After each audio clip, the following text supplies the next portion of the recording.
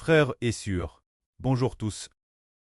Ce matin, nous allons expliquer la vraie dans la deuxième épître de Pierre, quand Pierre dit que nous, ce groupe d'enfants, après avoir été appelés par Dieu, devons obtenir la nature de Dieu.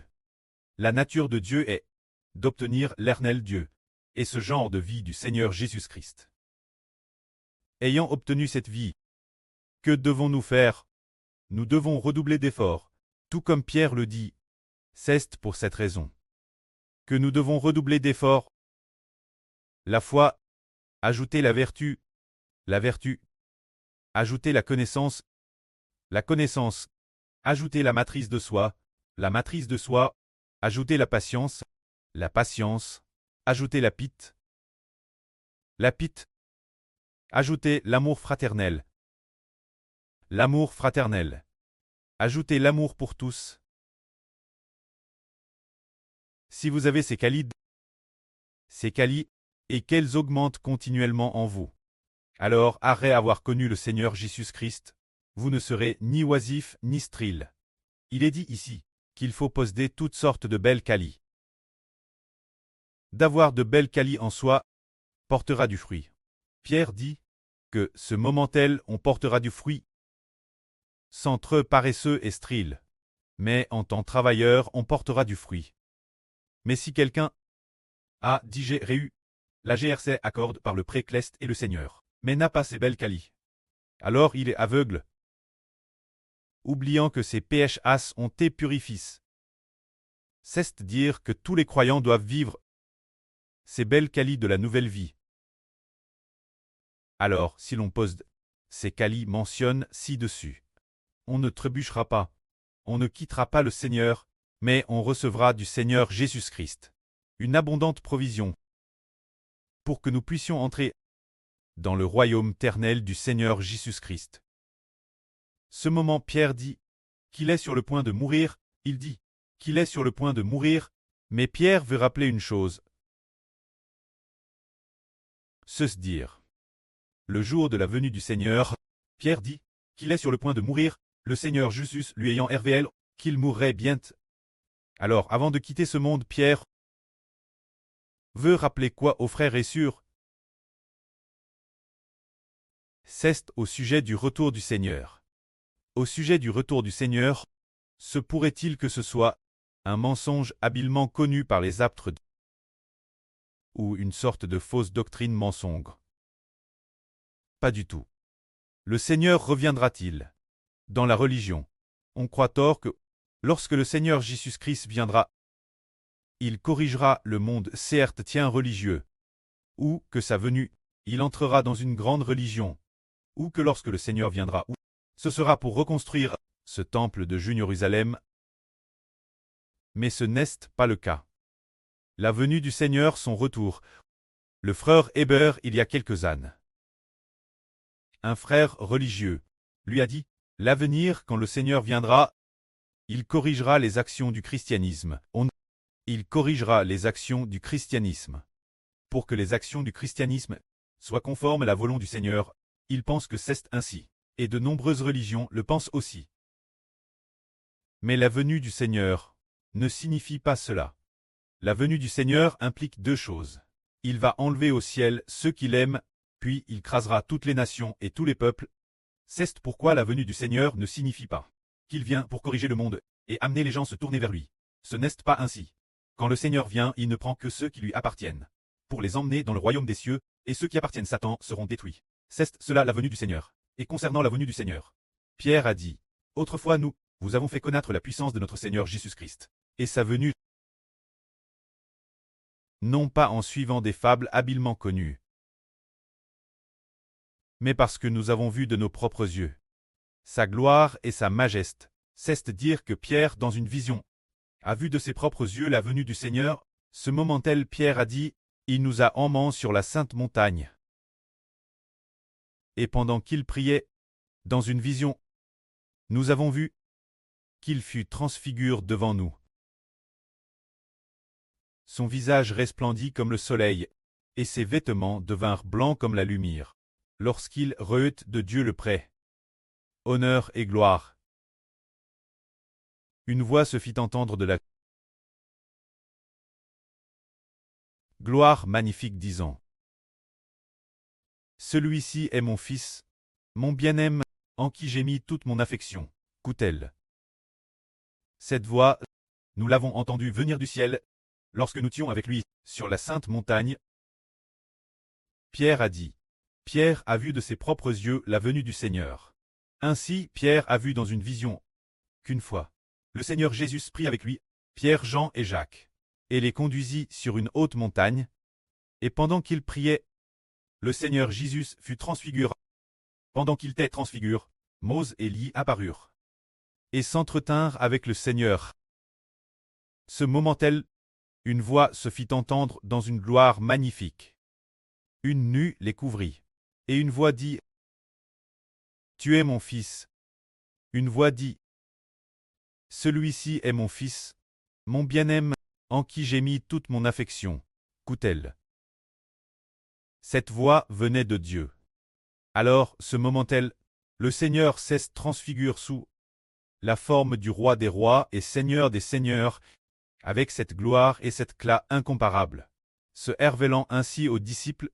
C'est la scène de la venue du Seigneur. C'est dire que, lors de sa venue, le Seigneur pose d'une puissance immense, capable de détruire toutes les nations et tous les peuples. Une telle puissance, c'est cela la venue du Seigneur. Et quand le Seigneur viendra, c'est pour enseigner aux gens, nous devons, avant la venue du Seigneur, faire une chose, laver nos vêtements pour les rendre blancs. Pour l'individu, il faut se purifier. Rendre ses vêtements et ses robes blancs. Bien esser pour une nation, il faut rassembler les gens vers le Seigneur, car la venue du Seigneur, une voix dit: Voici, je viens comme un voleur.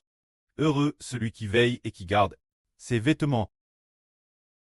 La venue du Seigneur nous enseigne que le Seigneur viendra comme un voleur, disant: Quand le Seigneur viendra, et il écrit ainsi dans la Bible, 2 personnes seront dans un Madame Lit. L'une sera prise, et l'autre laisse.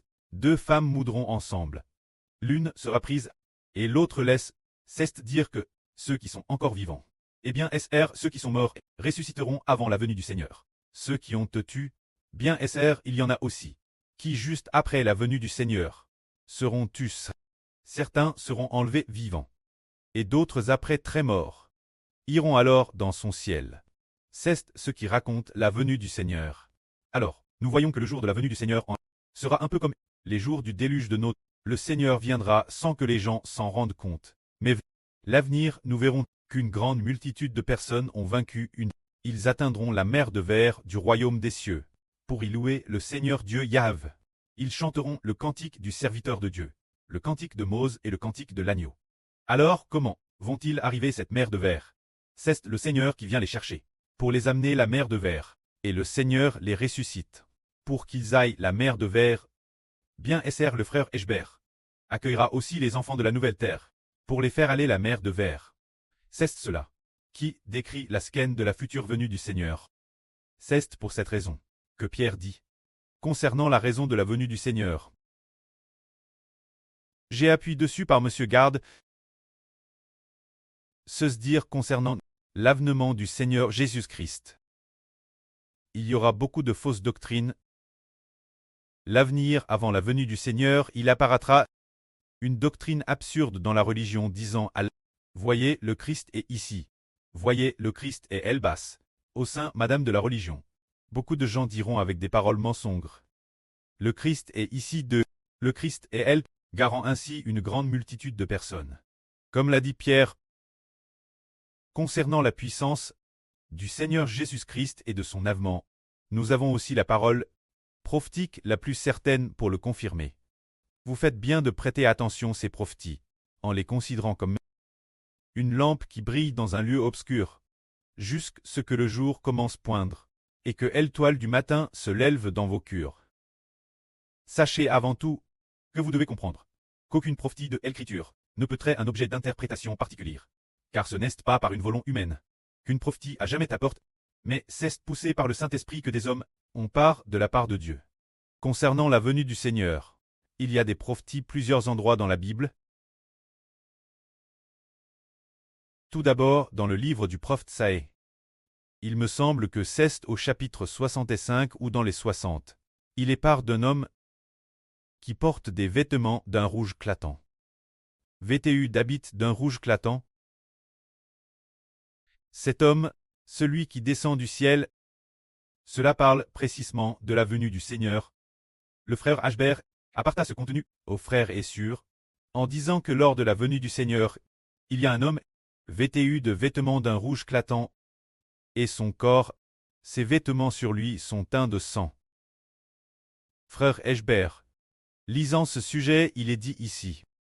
Celui qui vient d'homme de Botsra, vêtu de vêtements rouges, magnifiquement puissant dans sa force, qui marche grand pas qui est, c'est moi, qui parle avec justice, puissant pour sauver.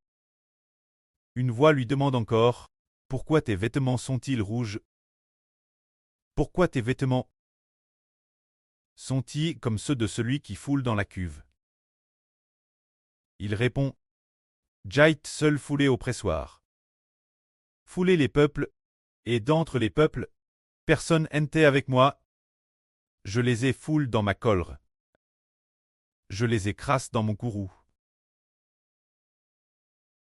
Leur sang a rejailli sur mes vêtements, et j'ai souillé tous mes habits. C'est la venue du Seigneur. C'est cette sken, se dire qu'il y a quelqu'un qui descend du ciel et foule alors le pressoir du Dieu Tout-Puissant. Les raisins dans ce pressoir symbolisent les méchants. Se dire verser le sang des méchants sur la terre. La venue du Seigneur, c'est le roi des rois et seigneur des seigneurs, qui vient détruire toutes les nations et tous les peuples. C'est la venue du Seigneur. Voici la venue du Seigneur.